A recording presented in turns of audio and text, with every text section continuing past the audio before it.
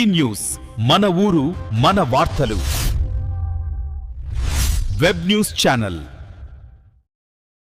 ఎక్కడ checks and cross checks కూడా ఎక్కడ ఉండవు. డిఎస్సి అంటే ఏంటి? జిల్లా selection committee, district selection committee. మరి జిల్లా కలెక్టరేట్లో మీరు డిఎస్సి లిస్టులు పెట్టాలి కదా, మరి ఎక్కడ పెట్టారు? సెక్రటరియట్లో పెడతాం ఏంటి? జిల్లా కలెక్టరేట్ల దగ్గర ఎందుకు మీకు పెట్టే చావలేదు అని అడుగుతున్నా. ఆ రోజు ఎందుకు పెట్టలేదు? పెట్టాలి కదా. 1:1 పిలిచి మెరిట్ వెరిఫికేషన్, మెరిట్ సర్టిఫికేట్లు వెరిఫై చేశారు. మెరిట్ సర్టిఫికేట్లు వెరిఫై చేసినప్పుడు ఉద్యోగానికి ఇవ్వలేదు. స్పోర్ట్స్ కోటా ఎంత దిక్కుమాలిన కోటా. మీరు జాతీయ స్థాయిలో పథకం పొందినోడికి, గోల్డ్ మెడల్ పొందినోడికి లేదా సిల్వర్ మెడల్ పొందినోడికి ఉద్యోగం ఇవ్వకుండా ఊరికే పాల్గొన్నోడికి మీరు ఉద్యోగాలు ఇచ్చారు. కనీసం అర్హత లేకుండా ఇచ్చారు, తర్ఫీదు పొందకుండా ఇచ్చారు, డిఎస్సి రాయకుండా ఇచ్చారు. గమ్మత్ ఏంటంటే టెట్ కానీ డిఎస్సి కానీ 2 పరీక్షలు రాయకుండా మీరు ఉద్యోగాలు ఇచ్చారు, టీచర్ ఉద్యోగాలు. వీళ్ళు మళ్ళీ ఆటలు కాదంట, సైన్స్ చెప్తారంట, ఇంగ్లీష్ చెప్తారంట, సోషల్ స్టడీస్ చెప్తారంట, మ్యాథ్స్ చెప్తారంట, అన్ని భాషలు చెప్తారంట, అన్ని సబ్జెక్టులు చెప్తారంట. డిఎస్సి లేదు, టెట్ లేదు. స్పోర్ట్స్ సర్టిఫికెట్లు అవి దొంగ సర్టిఫికెట్లు అండి. రుజువు చేయడానికి ఛాలెంజ్ చేస్తున్నాం. ఇప్పటికి 100 సార్లు ఛాలెంజ్ చేసాం. పిల్లలు ఛాలెంజ్ చేశారు. కోర్టు గురించి మాట్లాడతాం. 150 కేసులు వేశారు, పొడి చేశామని. మరి కోర్టు స్పోర్ట్స్ కోటాను విచారణ చేయమన్నది కదా.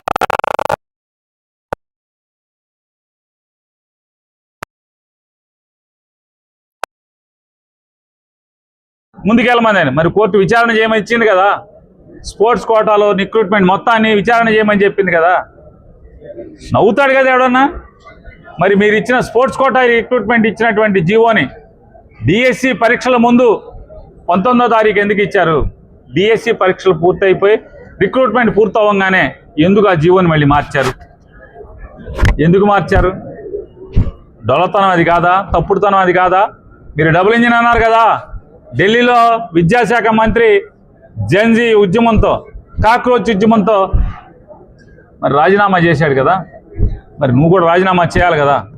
రాజీనామా నీకు చావు ఉంటే, నిజంగా నీలో నిజాయితీ ఉంటే, ఇంత అవినీతి ఆరోపణలు ఎదుర్కొంటున్నటువంటి విద్యాశాఖ మంత్రిగా మీరు తప్పుకోండి. తప్పుకుని ఆవిడ కూడా ఇవ్వండి. ఆశపడుతున్నాడు కదా ఆయన. ఎవరు నాకు మంత్రి ఇవ్వలేదని చెప్పని కంగారు పడుతున్నాడు, లేదా ఆశపడుతున్నాడా? నాకు ఇస్తే బాగుండను కానీ మిమ్మల్ని అడుగుతున్నాడు కదా. బోండా ఉమా గారు ఉన్నాడు కదా, ఇవ్వు. పోయిందే ఉంది. విచారణ చేయించమని బోండా ఉమానే మంత్రి ఇచ్చి చేయించండి. కోర్టు అడిగింది కదా, ఇప్పుడు చేయించండి. ఆరోపణలు నీ శాఖలో తప్పుడు రిక్రూట్మెంట్లు జరిగినాయి అని చెప్పని కోర్టు ఎంక్వైరీకి ఆదేశిస్తే మీరు ఎలా ఉంటారు? మీరు ఏ ముఖం పెట్టుకుని ఉంటారు? మీరు పైగా ఇంకా జగన్మోహన్ రెడ్డి గారు రమ్మన్నారు. నేను వస్తానయా అని చెప్తున్నా. చర్చిద్దాం, నేను ఇష్టం. స్పోర్ట్స్ కోటా మీద చర్చిద్దామా, లేదా పరీక్ష విధానం మీద పేపర్ ఇచ్చేవాడు, పేపర్ తయారు చేసేవాడు, పేపర్ దిద్దేవాడు, పరీక్ష పెట్టేవాడు అన్నీ ఒక అధికారిని ఉంచుకుని ఎలా పరీక్షలు పెట్టావు? కానీ అది తప్పు కదా. 100 ప్రశ్నలు మా దగ్గర ఉన్నాయి. జగన్మోహన్ రెడ్డి గారు 100 ప్రశ్నలు సమాధానం చెప్పుకుంటా. డొల్ల మాటలు, ఉత్తర కుమార ప్రగల్భాలు, సుత్తి మాటలు, చప్పట్లు కొట్టించుకునే మాటలు కార్యకర్తలతో. ఇప్పటికైనా చెప్తున్నాం, తక్షణం నారా లోకేష్ నాయుడు రాజీనామా చేయాలి. డిఎస్సి పేరుతో జరిగినటువంటి అక్రమాలన్నీ కూడా న్యాయమూర్తితో విచారణ చేయించాలి.